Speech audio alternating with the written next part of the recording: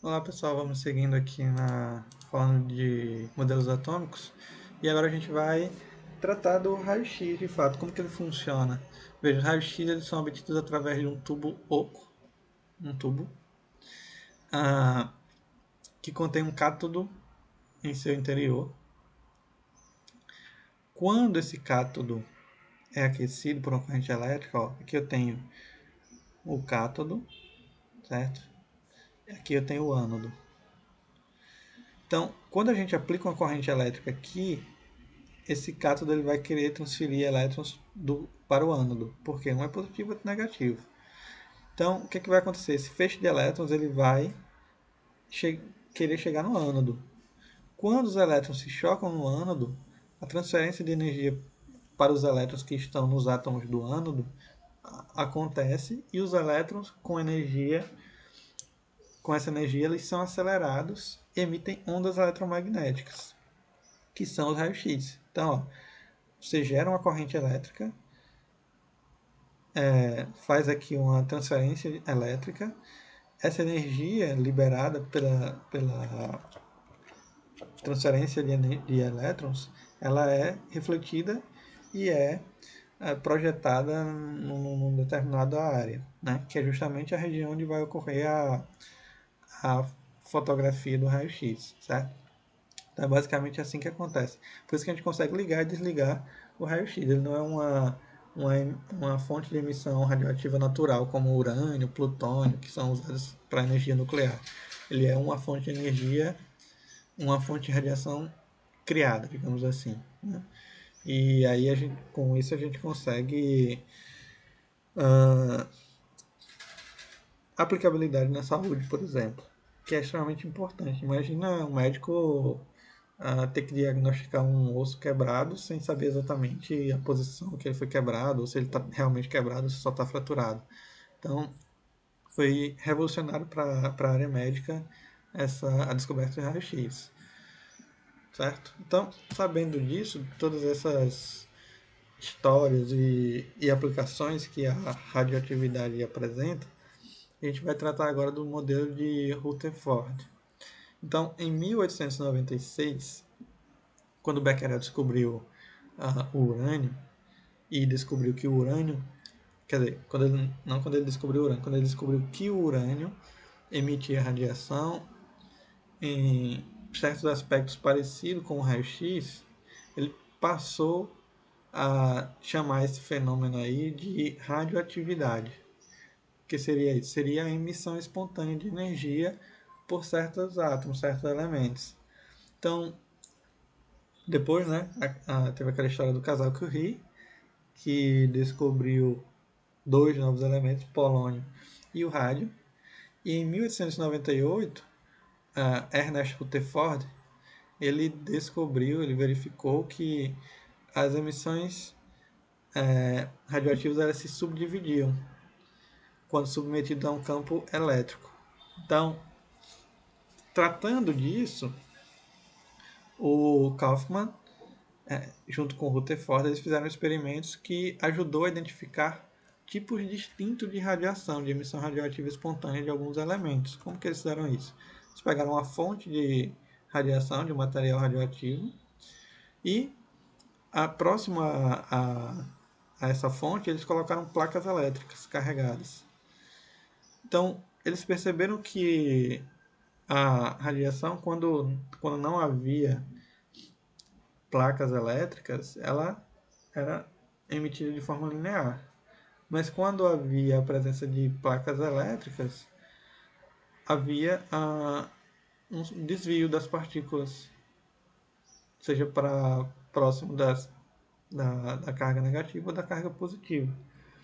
Então, o resultado desse experimento, né, que está esquematizado nessa ilustração aí, mostra o seguinte: eles chamaram algumas partículas de partículas alfa.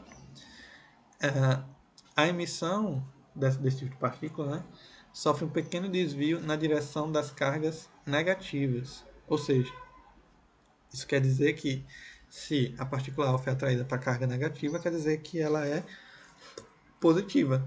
Ela tem uma massa de carga positiva. Existiam também as partículas beta, esse tipo de emissão ele sofria desvios na direção da placa, né, positiva. Ou seja, esse tipo de partícula eles eram negativos, certo? E existia também a radiação gama. As emissões gama elas não sofriam desvios em sua trajetória. Então, a conclusão que se chegou é que a radiação gama não possuía massa, que, que era simplesmente um feixe de partículas sem massa que só tinha energia, um feixe de energia, digamos assim. Então, com esses experimentos, a radioatividade pode ser definida como a propriedade que os átomos de determinados elementos apresentam de emitir espontaneamente partículas alfa, beta ou raios gama, certo? Então, os elementos que têm essa característica de emitir alfa, beta ou gama são chamados de elementos radioativos, certo? A radiação gama entre eles é a mais perigosa e a mais, digamos, poderosa, digamos assim, já que ela tem uma frequência muito maior do que a alfa e a beta. Né? Se a gente voltar lá para aquele espectro de frequência, a radiação gama seria a que tem a maior frequência ali das fontes de emissão radioativa, certo? Então, desconfiou-se então que a radiação alfa seria formada por partículas positivas, pois elas são atraídas pelo polo negativo, né? A, cargas diferentes se atraem, né? Cargas opostas se atraem. E as partículas beta seriam formadas pelo as partículas beta seriam formadas por cargas positivas, né? E portanto seriam atraídas pelo campo elétrico negativo, certo? Como a gente mostra aqui, ó, partículas beta, partículas alfa, certo? E aqui nessa figura também. Então, lembrando do modelo de Thomson, o que é que a gente tinha lá? Que era uma esfera de carga positiva com elétrons negativos incrustados aí nessa massa gelatinosa, né? Então, o máximo que se previa para o modelo de Thomson com esses experimentos que o Rutherford estava fazendo seria que as partículas sofreriam pequenos desvios de sua trajetória, já que os átomos seriam dessa forma, como Thomson havia imaginado, né? Que era uma esfera carregada com carga positiva e elétrons negativos sobre ela. Ok, só que o que é que o Rutherford fez? Ele pegou uma caixa de chumbo, colocou um material radioativo, deixou apenas um pequeno orifício aqui e colocou algumas lâminas e na frente desse orifício ele colocou uma lâmina de ouro, uma lâmina que era extremamente fina, né? A espessura de 0,0001 milímetro, então era muito fina, simplesmente uma folhinha muito fina de ouro. E aí o que é que ele imaginou? Se os experimentos de Thomson tivessem corretos e o modelo que ele imaginou fossem adequados, o que é que aconteceria? Essa radiação ela atravessaria essa massa gelatinosa e poderia sofrer pequenos desvios aqui quando encontrassem elétrons, certo? Ou poderia passar reto se não tivesse nada no seu caminho. Ok. Só que, se a gente observar dessa figura aqui, ó, a maior parte realmente atravessou, só que uma parte sofrendo desvios muito grandes, alguns outros sofrendo desvios pequenos e alguns outros voltaram. Ó, na ampliação aqui, veja, alguns realmente passaram sem sofrer desvios, a maior parte. Alguns outros sofreram desvios muito grandes, alguns até voltaram. Então, se isso estava acontecendo, como era que o átomo seria da forma como o Thomson imaginou, se haviam desvios dessa magnitude que aconteciam na superfície da folha de ouro. Né? Como que ele enxergou isso? Isso aqui é um anteparo de sulfeto de zinco e toda vez que as partículas alfa elas entravam em contato com esse material, pontos luminosos eram gerados. Por isso que ele conseguiu traçar a rota exata de cada partícula, porque ele via os pontos e traçava uma trajetória a partir daqui até a placa, certo? Então, os grandes espaços vazios explicam por que a grande maioria das partículas alfa não sofrem desvios. O que, é que ele imaginou? Que o átomo ele não seria exatamente como o Thomson propôs, mas ele teria mais espaços vazios do que se imaginava. Entretanto, as partículas alfa são positivas. E, por conta disso, elas sofriam desvios quando elas encontravam também partículas iguais. Ou seja, ele imaginou que o átomo teria uma região onde teria uma concentração de partícula positiva muito alta.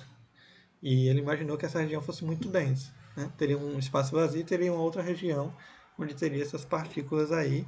E quando as partículas alfa se chocavam, o que acontecia eram esses desvios maiores. Aqui nessa imagem a gente tem o Rutherford no seu laboratório, fazendo seus experimentos, ó, nessa caixinha de chumbo aqui. E aí surge a pergunta, como explicar o fato da lâmina ser eletricamente neutra? Né? Ora, se eles passaram, se as partículas passaram, como é que tem carga positiva e, e a lâmina é neutra, não é carregada, né? Para completar o modelo, o Rutherford imaginou que ao redor dessa massa positiva, né, que o átomo teria, os elétrons não estariam grudados nela, mas sim ao redor, girando em espaços vazios. Sendo os elétrons negativos, eles iriam contrabalancear a carga positiva desse nêutron aí, do núcleo. E aí o átomo seria eletricamente neutro, como o Thomson havia imaginado, né? Que teria carga negativa e carga positiva, certo? Só que o núcleo ele seria muito pequeno e estaria muito longe dos elétrons, né? Seria por conta disso que não haveria interferência dos elétrons nas partículas A, porque seria difícil dos elétrons acabarem se encontrando com as partículas alfa, já que eles estão muito distantes do núcleo. E a partir dessas observações experimentais, ele propôs um novo modelo atômico, né, onde o átomo seria semelhante ao sistema solar, né, teria o núcleo positivo, que seria supostamente o Sol, e ao redor do núcleo teriam os elétrons girando em órbitas, né, que seriam os planetas, né, se a gente fizer essa comparação aí com o sistema solar, certo? Hoje em dia a gente sabe que um átomo é de 10 a 100 mil vezes maior do que o tamanho do seu núcleo. Ou seja, se a gente for comparar, imagina o estádio de futebol do Maracanã. Imagina que no centro do estádio tem uma formiga. Essa formiga seria o núcleo. E o restante seria o tamanho do átomo em si. Só que, obviamente, tamanho microscópico, né? Seria mais uma comparação para a gente entender melhor como que isso acontece, certo? E essa estrutura aqui seria a representação do modelo de Rutherford para os átomos. Então vejam que o modelo atômico ele saiu de algo que não tinha carga, passou para uma esfera com carga, uma esfera positiva com carga, e agora ele já não é mais uma esfera. É uma estrutura que tem partículas diferentes que estão interagindo entre si, semelhante ao sistema solar. Né? Na próxima aula a gente vai entender melhor como que esse modelo ele explicou alguns fenômenos e também as falhas dele, né? Já que ele não é o último modelo que a gente vai ver. Ainda temos aí o modelo de Niels Bohr e algumas contribuições de Summerfield, Schrödinger, Einstein e alguns outros pesquisadores que trabalharam com estrutura atômica, certo? Então, a primeira coisa que a gente vai tentar entender é como que tinha carga positiva e essa carga não se disseminava, não se dispersava, né?